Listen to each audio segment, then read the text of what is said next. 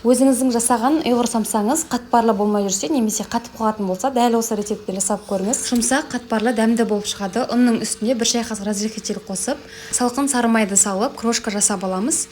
Бөлек ыдысқа 2 жұмыртқаның сарысы және 1 дана жұмыртқаны салып, үстіне қаймақ салып, салқын су, 1 шай қасық тұз салып, барлығын біркелкі болғанша жақсылап араластырамыз. Құрғақ қоспамыздың үстіне құйып, қамырымызды жинаймыз. Қолға жабыспайтын өте әдемі қамыр шығады.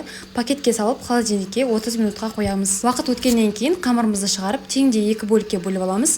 Бір қамырымызды холодильникке салып қоямыз, екіншісін ұн себе отырып, жұқалап жайып шығамыз. Бірінші қамырымызды жайғаннан кейін бөлек қойып қоямыз, екінші қамырымызды да дәл осылай жайып аламыз. Арасына жағуға осындай бізге том май қажет болады. Екеуін ертіп алып, бірінші қамырымыздың үстіне жартысын жағамыз.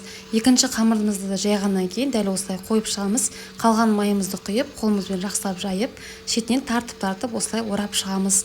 Осылай орағаннан кейін пакетке салып 2-3 сағатқа холодильникке қоямыз. Оған дейін